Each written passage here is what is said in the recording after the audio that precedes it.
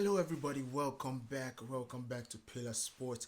This is a place where you get every news about every sport you want based on the community and what the community needs. So, today we are going to be giving you guys a preview of Manchester United versus Aston Villa.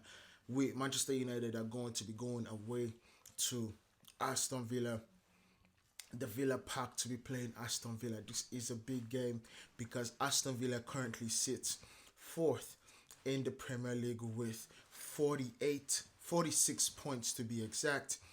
And Aston Villa are a really good team, kind of shepherded by Unai Emery. They are currently riding on two wins out of five, two draws out of five, and one loss. That is their current form right now, but it doesn't do them justice about how they play and how Unai Emery is going to set up against Manchester United. Manchester United also have quite a good form right now with four wins out of five games and one draw in that five game stretch. This is amazing. This kind of correlates with all the injuries coming back, with Martinez coming back from injury, and all the players that were on injury apart from Malacia and Wan-Bissaka coming back to the team.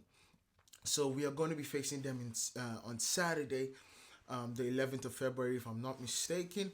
And this is going to be a big game for Manchester United. It's technically kind of like a must win because Manchester United need to kind of start climbing up the table.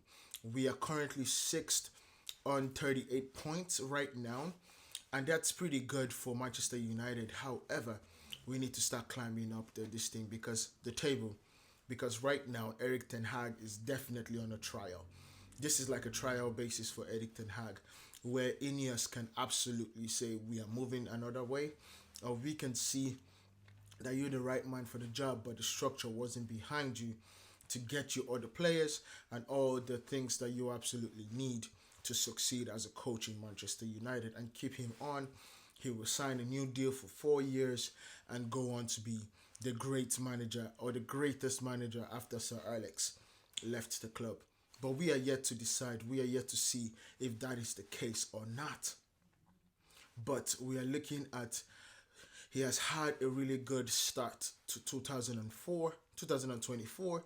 So shall me continue, so shall may it continue, because we are going to Aston Villa now, to Villa Park, which is a very tough place to play, and we are expecting a win from them. However, we'll talk about Martinez next. Martinez is not going to be available because it has just been confirmed by some reports that Martinez has a collateral ligament strain. And this is a strain that basically holds your knees together, and it's a ligament, sorry, that holds your knees together and things like that. And it has been strained. I'm no doctor or anything, but I know while I was playing soccer, I had strained ligaments on my ankles, and those things are not fun to deal with. He's going to be in excruciating pain. To step on it, he would have to kind of wear a boot, also not a boot, but a knee brace to kind of make sure that he doesn't strain it any further. He's going to give it a lot of time. The good thing about it, though, is that he doesn't require surgery on this case. He doesn't require surgery, so it's not an ACL or an MCL.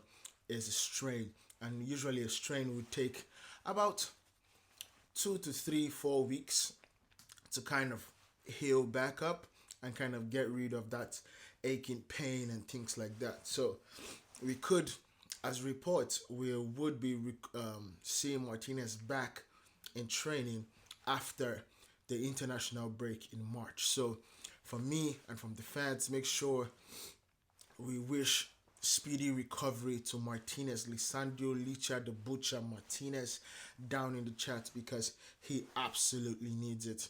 You know, he's coming back from injury, and Sufo basically just landed on his knees, which did not kind of do him any favors. But of course, that is football. It's a contact sport, and these things can happen.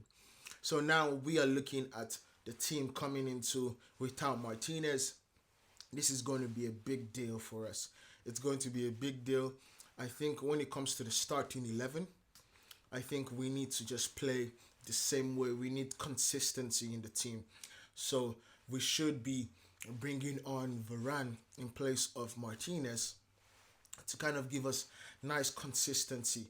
But the truth about it is, I know that Eric Ten Hag doesn't really love Varane in that left position, nor does he love Maguire. So it might be looking like he's going to bring Johnny Evans in to kind of play the Martinez role, because Johnny Evans is quite good on his left hand side too when it comes to playing football or playing out of the back. So it might be Maguire and Johnny Evans that plays against Aston Villa, but I really don't agree with that kind of position, because these are two players that are not particularly quick on their feet, and the balls over their head could actually beat both of them.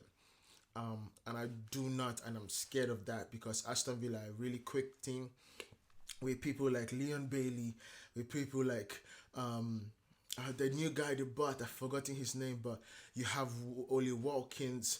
These are really quick strikers and quick attackers that we would need to attend to.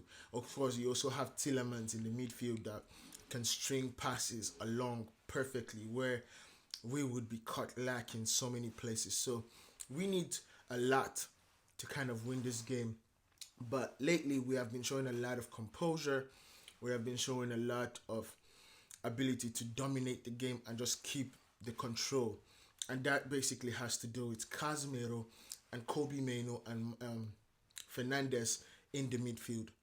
Last game against West Ham, we saw Fernandes playing the ball, playing the simple pass, playing the pass that was required, instead of trying to make things out of nothing. And that is what we would require against Aston Villa, because we need to dominate the ball, because they are going to come on a full-on press. And with the full-on press, we need to be able to break down the lines and attack them. So how do we win against Aston Villa? The requirement is going to be in the midfield. We need to win the midfield battle. If we can win the midfield battle, then it also has to do with our wing backs being able to push their wing backs backward and sit them in their corner and sit them in their 18-yard box. That is how we beat Aston Villa.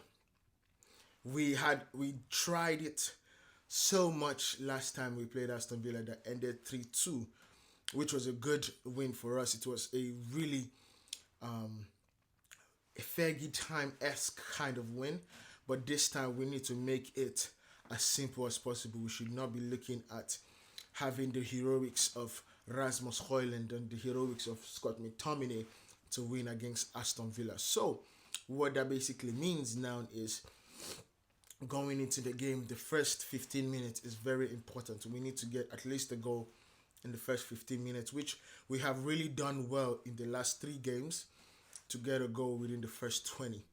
We need to get a goal with the first 15 minutes, and we need to continue with the domination of the ball. We need to get at least a 50% possession for us to kind of win this game.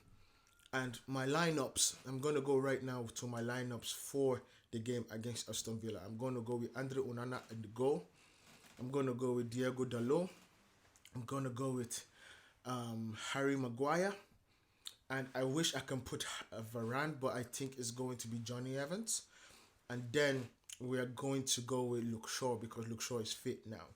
And then in the midfield, we're going to go with Casemiro, Kobe Mainoo, and Bruno Fernandes. I think they just picked themselves, because Eriksen is on the bench, he's back, but I don't think he's up to this game, because this game would require a lot of running and a lot of energy to push and battle with people on the pitch. And I think that is not Eriksen's game, and that's absolutely fine, because everybody has their own pros and cons. And basically the Energizer Bunny is not in Eriksen right now. And so in the attacking way, we're going to stick with the trio that has worked so far.